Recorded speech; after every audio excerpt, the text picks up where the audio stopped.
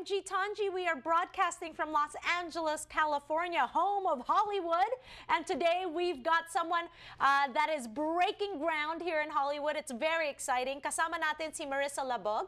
She is an actress, a dancer, a stunt woman, a filmmaker, and she's also a founder of Up Productions, a company producing work for film, TV, and theater. As a dancer, she's performed in the award-winning movie La La Land. I love that movie. And as a stunt woman, she was an X-23 stunt double in the new Wolverine movie, Logan.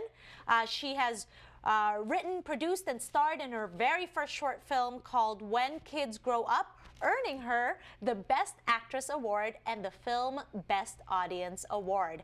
And she's here to tell us about growing up as a Filipina here in America and pursuing her dreams in Hollywood. Marissa is here. Hello, Marissa. Hi.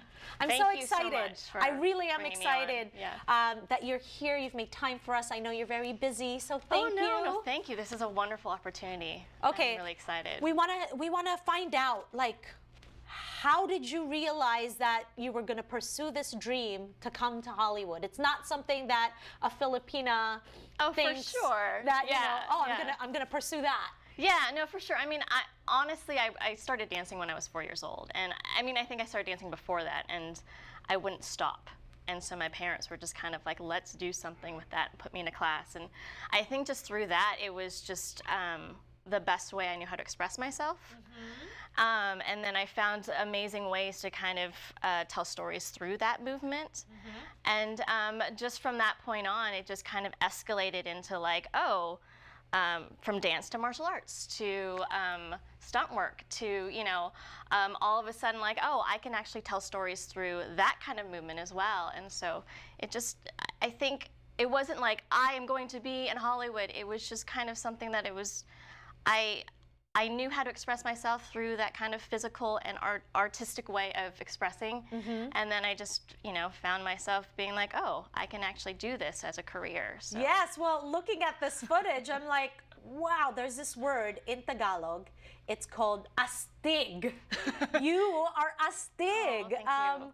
And it's very empowering to see a Filipina being so physical and active and really breaking norms of what it means to be strong, to be empowered. Yeah. I mean, I always like joke around the fact that like being my size and being female, that I'd be a really great like undercover agent.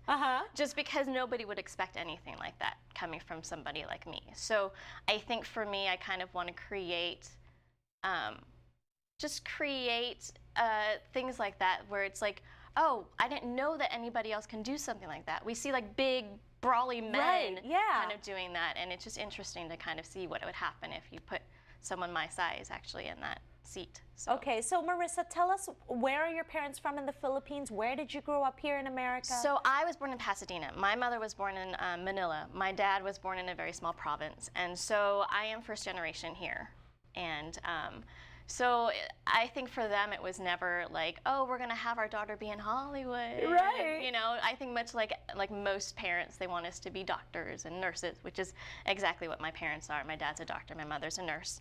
So very much the Filipino family. And so, but they also were, my mother was a dancer before she became a nurse. My dad was a writer before he became a doctor. And so I always talk about the fact that they were artists prior to that. And so it just kind of, it was in my genes, I think. I think the fact that the first generation of Filipinos are given opportunities to pursue their dreams because of the hard work that your parents and so many other parents out there really worked hard to give us those opportunities. Absolutely, absolutely. I mean, just the fact that of being here, you know, and having the opportunity to live in LA, and just to know that that is a possibility, I think within itself is something that was remarkable for me to kind of see.